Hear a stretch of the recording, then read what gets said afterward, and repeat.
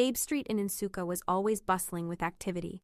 Hawkers shouting prices, buses honking impatiently, and the scent of roasted plantain and fresh palm wine filling the air.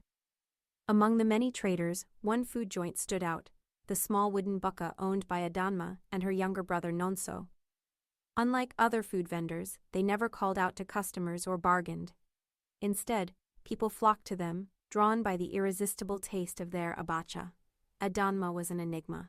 She was strikingly beautiful, curvy, petite, and dark-skinned with a glow that seemed almost unnatural under the sun. She always wore a simple Ankara gown with a white apron, her head slightly bowed as she worked in silence. Her brother Nonso was just as quiet, moving swiftly to take orders and serve customers. They spoke to no one except each other, and even then, their conversation was in a language that no one in Nsukka had ever heard before. At first, people were content to ignore their strange ways. After all, good food was all that mattered. But as weeks turned into months, curiosity grew. Why did they never speak to customers? Where did they come from? Their faces looked familiar, yet no one could quite place them. When asked, they simply nodded or gestured, but never uttered a word. Whispers began to spread among the locals. Some believed they were runaways hiding from something. Others swore they had seen them before, years ago, in another town. But one thing was certain. Adanma and Nonso were not ordinary vendors, and soon their secret would unravel in ways no one could have imagined. From dawn until dusk, people lined up outside the small bukka, eager to taste the legendary Abacha. The dish was rich, well-spiced, and had a smoky flavor that no one could replicate. Some said it was the way the dried fish was marinated, while others believed it was the fresh scent leaves and hand-pounded ugba that made it different. Whatever it was, one thing was clear: Adanma's Abacha had a taste like no other. The crowd at the bukka grew daily. Traders, students, and even wealthy men from other parts of Nsukka came to eat there. Despite the overwhelming patronage, Adanma and Nonso never seemed flustered. They moved in perfect synchrony, their silence never broken, their hands working swiftly as if guided by an unseen force. One afternoon, an Igwe's son, Chijioke, visited the bukka, demanding to know the secret behind their abacha. He boasted that he had traveled far and wide, but had never tasted anything so divine. When he questioned Adanma, she only stared at him, her deep brown eyes holding an emotion he couldn't place. Was it sadness? Fear? Or something far more sinister? Annoyed, Chijioke slammed his palm on the wooden counter. "What is wrong with you people? Can't you speak?" he barked. But before anyone could react, a cold breeze swept through the bukka, sending shivers down everyone's spine. The lamps flickered, and the ground felt strangely unsteady beneath their feet. Adanma remained still, her expression unreadable. Without a word, she handed Chijioke his plate of abacha and turned away, as if nothing had happened. It wasn't just the silence that unsettled people. It was the way Adanma and Nonso spoke to each other. Their language was unlike anything the people of Nsukka had ever heard. It wasn't Igbo, Hausa, Yoruba, or even Efik. It sounded ancient, soft yet rhythmic, like a song whispered by the wind. One day, Mama Uju, an elderly woman who had lived in Nsukka all her life, listened closely as the siblings conversed. The words felt familiar, like something she had heard long ago but couldn't quite remember. Her brows furrowed as she strained to catch a phrase, but the more she listened, the dizzier she felt. It was as though the words carried a hidden power, a force beyond human comprehension. Determined to uncover the truth, Mama Uju visited Papa Ojemba, the oldest man in the village. If anyone knew about ancient languages, it was him. She described the sounds she had heard, but as she spoke, Papa Ojemba's face darkened. He remained silent for a long moment before muttering, "That is the language of the lost ones." "The lost ones?" Mama Uju repeated, confused. Papa Ojemba sighed deeply, his fingers tracing the wrinkles on his face. A long time ago, there was a family that was wiped out over a land dispute. Their spirits have never rested. Some say they still wander, searching for what was stolen from them. A chill ran down Mama Uju's spine. Could Adanma and Nonso be the spirits of those lost souls? Papa Ojemba had always been a man of wisdom. He had lived long enough to see things others ignored. to notice patterns that younger generations dismissed. The moment he saw Adanma and Nonso, he felt an unsettling familiarity. Their faces reminded him of someone from the past, someone who should not be walking among the living. He decided to watch them closely. Each evening, he sat across the street, observing their movements. They never showed any signs of exhaustion, no matter how many hours they worked. Their expressions never changed. No joy, no anger, no frustration. They simply existed, like shadows caught between two worlds. One night, as he sat outside his compound, he saw something that made his blood run cold. As the last customer left the bukka, Adanma and Nonso remained still, their backs turned to the street. Then, as if sensing his gaze, they both turned their heads at the same time, their eyes glowing faintly under the dim lantern light. A gust of wind blew past, carrying with it the distant sound of a whisper, a voice that spoke no known language. Papa Ojemba clutched his walking stick tightly. He knew then that his suspicions were true. These were no ordinary vendors. They were something else. Something old. Something dangerous. And if they were who he thought they were, then Nsukka was in trouble. Nsukka was a town that never truly slept. Even after the last bus had rumbled down the road and the traders had packed up their wares, the distant sounds of laughter and quiet conversations still lingered in the air. But on this particular night, the usual hum of the town felt different. The air was thick, as though something unseen was pressing down on it. The night breeze carried an eerie stillness, and the people of Abe Street felt it too.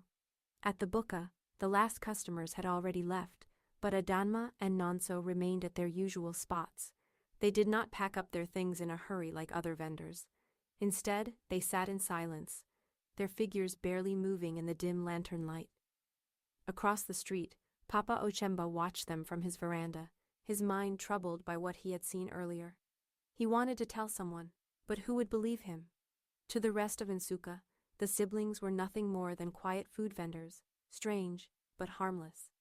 Just as he was about to turn in for the night, a sharp cry rang out from the corner of the street. A young man, visibly drunk, staggered toward the bukka, his movements unsteady. He had been drinking heavily at the palm wine joint, and, in his drunken haze, had decided to confront the silent vendors. "Why do you act like gods, huh?" he slurred, swaying on his feet. "Do you think you're too good to talk to people? Say something." Adanma did not move. She simply stared at him with those deep, unreadable eyes. Nonso, standing behind her, remained just as still. The wind picked up suddenly, howling through the street, rattling empty food trays and shaking the lanterns.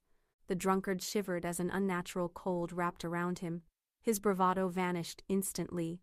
With a startled gasp, he stumbled backward and ran off into the night. The street was silent once more.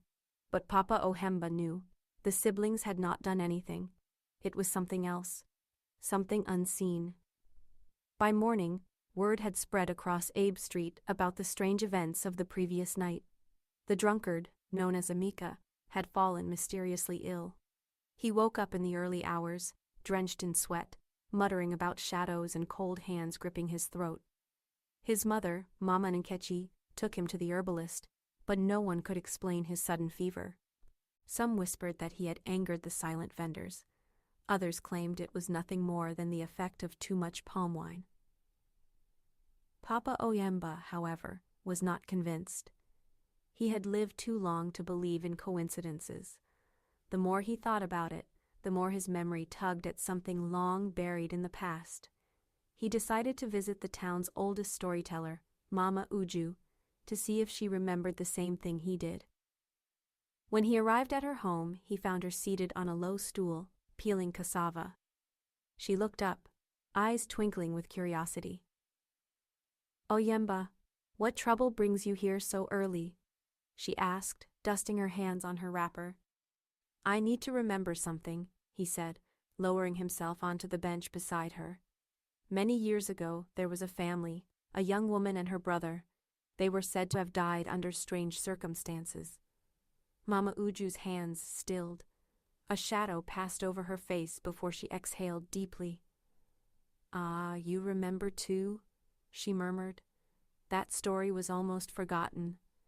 She glanced around as if making sure no one was listening before lowering her voice. "They were murdered, Ojemba, poisoned over their father's land, their spirits. They never found peace. The past had a way of creeping back into the present, especially when unfinished business lingered." Papa Ojemba's heart pounded as he listened to Mama Uju. The old woman wiped her hands on her wrapper and leaned in closer. "It was over 20 years ago," she began, her voice tinged with sorrow. "Their father was a wealthy man, not in money, but in land. He had no wife, only 2 children, Adanma and Nonso. They were his pride." She sighed and shook her head. "When he passed, he left everything to them. But his brother, their uncle, was not pleased. He wanted the land for himself, especially the plot near the market, the very same land where their bukka stands today." Ojemba's eyes widened. "Are you saying—" Mama Uju nodded grimly. "The uncle poisoned them. He mixed the poison into their food. Abacha. A cruel irony. They died painfully, and no one spoke up for them. The uncle took the land and sold it, erasing all traces of them." She sighed. "Some say their spirits never left, that they are cursed to wander, selling the very food that ended their lives." Ojemba felt a chill run down his spine. It all made sense now. The silence, the strange language, the way they disappeared without a trace. The vendors on Abe Street were not ordinary people. They were the forgotten dead, seeking something that had been taken from them. Later that evening, as the sun cast golden streaks across Nsukka's rooftops, Mama Uju sat outside her house, deep in thought. The weight of her conversation with Papa, Ojemba, lingered in her chest. She had always suspected that the silent vendors were not ordinary, but now the truth felt more real than ever. As she stared down the street, a young woman passed by, carrying a basket of vegetables. She looked familiar, too familiar. Mama Uju's heart skipped a beat. She had seen that same face before, in another town, years ago. It was Adanma. Shaken, she called out, "My daughter, wait!" But when the woman turned, it was not Adanma. It was simply another young woman who bore a resemblance. Mama Uju exhaled, pressing a hand to her chest. She was seeing ghosts even in the living. But she wasn't the only one haunted by the past. Later that night, an old woman from another part of town visited her home. "Mama Uju," the woman whispered, her hands trembling. "I need to tell you something. I saw them, years ago, in another town, selling abacha. They looked exactly the same. They never changed." Mama Uju felt her breath hitch. If what the woman was saying was true, then Adanma and Nonso had been wandering for years, moving from place to place, repeating the same cycle. The question was, why? Papa Ojemba knew that answers could not be found in whispers alone. The truth had to be sought where the dead still spoke through the elders, the spirits, and the land itself. The next morning, he visited the Dibia, the town's spiritual guide, to seek his wisdom. The Dibia, an elderly man with piercing eyes, listened patiently as Papa Ojemba recounted everything.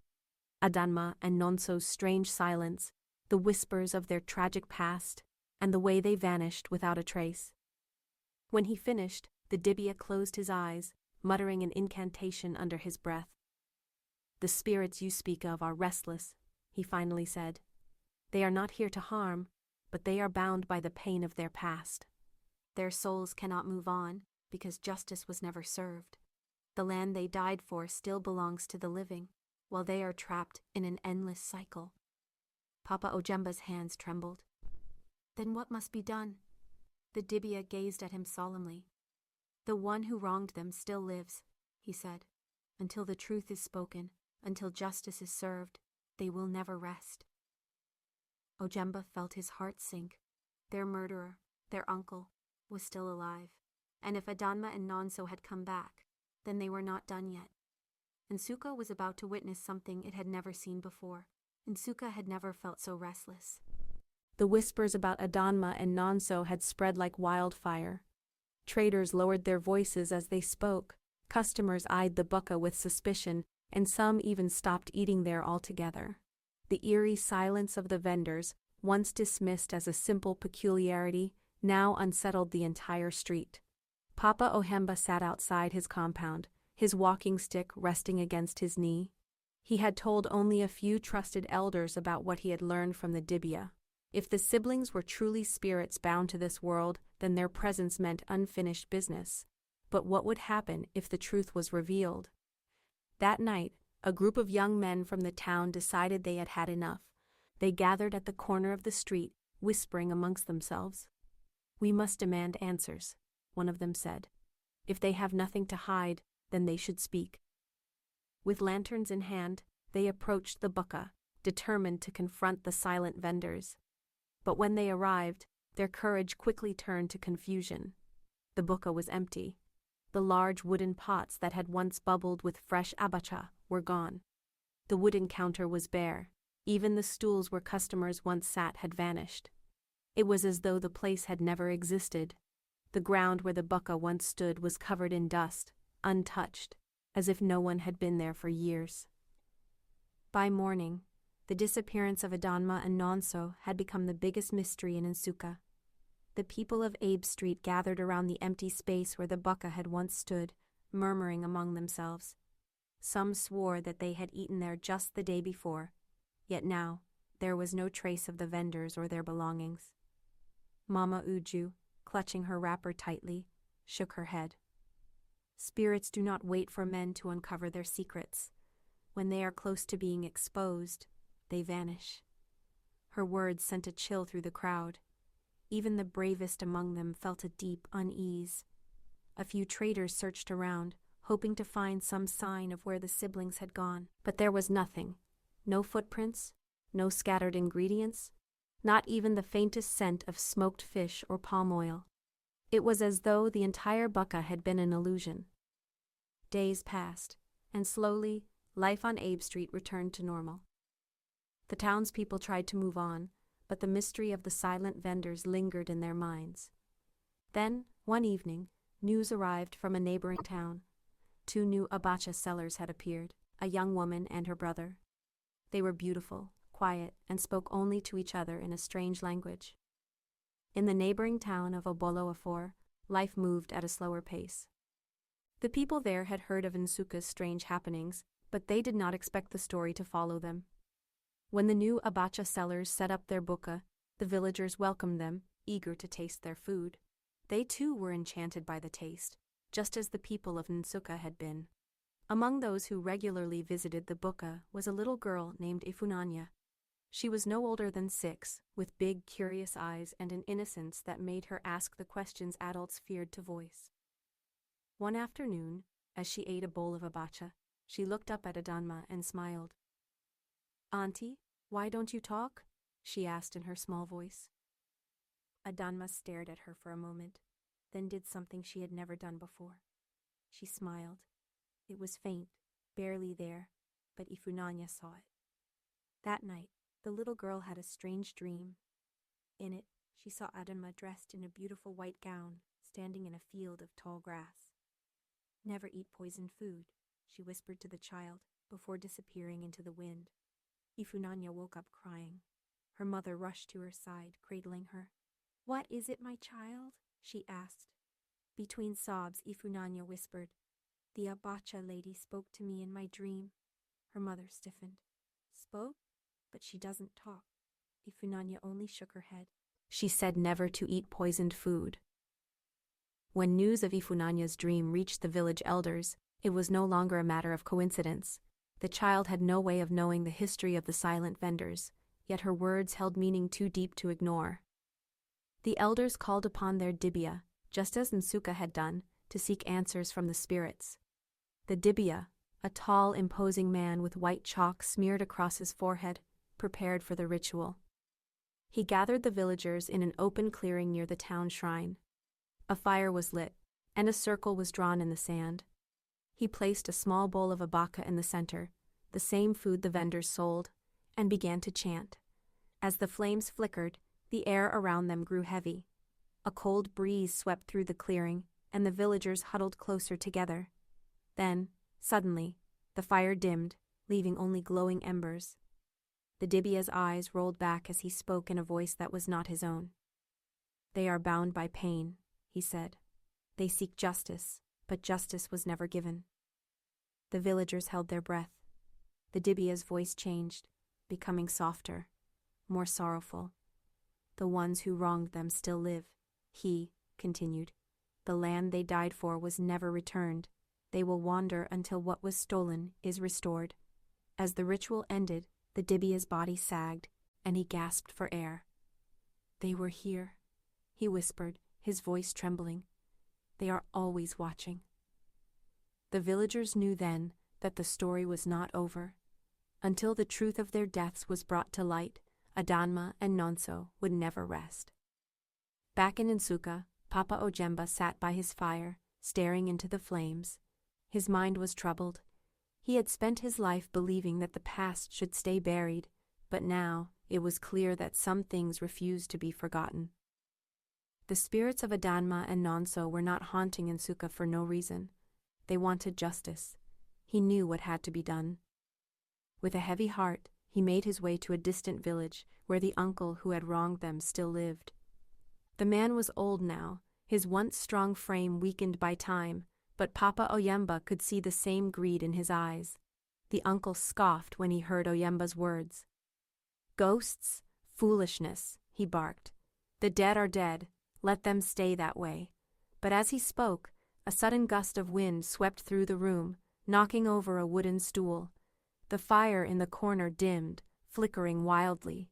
The old man's breath hitched, his bravado faltering. That night, the uncle barely slept. In the darkness of his room, he felt a presence, silent, watching. The air turned icy, and the smell of freshly made abacha filled his nostrils. He turned on his mat, heart pounding. Then, just as he was about to close his eyes, he heard it, a whisper, close to his ear. "We only want justice." The old man sat up in terror. For the first time in decades, he feared that his past had finally come to claim him. The uncle, Chief Okiki, had spent years believing his past crimes were buried with time. He had stolen land, wealth, and peace from the dead, and no one had dared to challenge him. But now, something unseen had come for him. The air in his compound felt heavy, suffocating, as though invisible eyes watched his every move. That morning, as he sat in his courtyard drinking palm wine, a visitor arrived, Papa Ojemba. The old man stood at the entrance, his walking stick planted firmly in the ground. "Okiki," he called, his voice steady. "The dead are calling for justice." Chief Okiki's face darkened. "I do not know what you are talking about," he muttered, shifting in his chair. But before he could continue, the wind howled through the compound, sending the flames in his clay lantern flickering wildly. The air grew colder, and in the distance, a soft whisper carried through the breeze. "We only want justice." Okiki's hands trembled. The words were barely audible, but they reached his ears clearly, like a voice from the grave. His chest tightened, and for the first time in decades, guilt weighed down on him like a boulder. He looked at Papa Ojemba with wild eyes. "They won't leave me alone, will they?" he whispered. That night, Chief Okiki found himself unable to sleep. The darkness in his room felt deeper, stretching into the corners like endless shadows. He had locked his doors and windows, yet the scent of fresh abacha filled the air, thick and suffocating. A sudden knock echoed through his compound. He held his breath, his heart pounding. He was alone. His servants had left for the night. Another knock, this time louder. Then silence. Slowly, he turned his head, his eyes darting toward the wooden tray by his bedside. A plate of steaming abacha sat there. He had not placed it there. Okiki's fingers trembled as he reached out, his mind screaming at him to stop. As soon as his fingertips brushed the edge of the plate, a cold wind swept through the room, and a shadow flickered against the walls. The whisper came again, closer this time. "Eat, uncle, like we did." With a strangled cry, Okiki staggered backward, knocking over a stool. The plate of abacha vanished before his eyes, as though it had never been there. His chest heaved as he clutched his heart. He knew now, there was no escaping the dead. By morning, the people of Nsukka were shaken. Word had spread that Chief Okiki had fallen ill overnight. Some claimed he had seen spirits. Others said he had gone mad, mumbling to himself in his compound.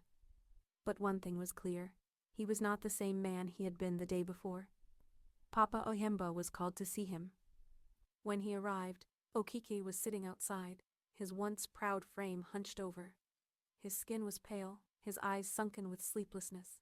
He looked up at Ojemba, and for the first time in decades, he looked defeated. "I killed them," he admitted, his voice barely above a whisper. "Adanma and Nonso. I poisoned them with Abacha. I took what was theirs and buried their names in silence, but they never left." The elders who had gathered gasped. Some had suspected foul play all these years, but to hear the truth spoken aloud sent shivers through their bones. Mama Uju wiped tears from her eyes. "Justice must be done," she said, her voice firm. "The land must be returned, and the spirits must be appeased." Okiki nodded weakly. "Take it," he murmured. "Let them rest." But even as he spoke, he knew some wrongs could not be undone. That evening, the elders gathered at the abandoned bukka site. The land that had once belonged to Adanma and Nonso was now being returned, not to any living relative, but to the spirits themselves. The dibia led the ritual, a sacred offering of food, kola nut, and palm wine placed at the center of the land. As the chants rose into the air, the wind picked up, swirling dust around them. The fire flickered, and a strange warmth filled the space. Then, for the first time in years, the silence was broken. A soft, sorrowful voice echoed through the night. "We only wanted our home." The villagers held their breath. The air shimmered, and for the briefest moment, two figures appeared in the glow of the lanterns. Adanma and Nonso stood side by side, their faces no longer filled with sadness, but with peace. They looked at Papa Ojemba, at Mama Uju, at all those who had fought for the truth. Then, as quickly as they had come, they faded into the night, carried away by the wind. A calm settled over Nsukka. The spirits had been heard, and finally, after decades of wandering, they were free. The next day, Nsukka held a small ceremony in honor of Adanma and Nonso. Though they had no graves, the villagers placed fresh flowers at the bukka site, acknowledging them as part of their history. The land was no longer cursed. It belonged to them in spirit. Chief Okiki, however, was not at peace. Though he had confessed, he remained haunted by the past. His health declined rapidly, and within weeks, he was gone. Some said his own guilt had eaten him alive. Others believed the spirits had taken him. Either way, justice had been served. With time, a new vendor took over the space where Adanma and Nonso had once worked. She was a young woman with no ties to the past, but strangely, her abacha carried a familiar taste. "I don't know," she laughed when customers asked how she made it. "It just comes to me, as though someone is guiding my hands." The villagers smiled knowingly. Perhaps Adanma's spirit still lingered, not in pain, but in the love of the food she had once made. Years passed, and the tale of the ghostly Abacha sellers of Nsukka became folklore. Mothers warned their children not to steal from others, lest they too be haunted. Elders told the story of justice, of how the dead found peace when the living spoke the truth. But even as the years rolled by, strange things continued to happen. Some nights, traders swore they smelled the faint aroma of freshly made abacha in the wind, though no one had cooked it. Others claimed to see shadows at dusk, moving as though two figures still walked side by side. And then, one day, in a town far away, a new Abacha seller appeared. She was beautiful, silent, and always nodding. Beside her, a young boy worked swiftly, speaking only in a language no one understood. The cycle had ended in Nsukka, but somewhere else, the legend was just beginning. The end.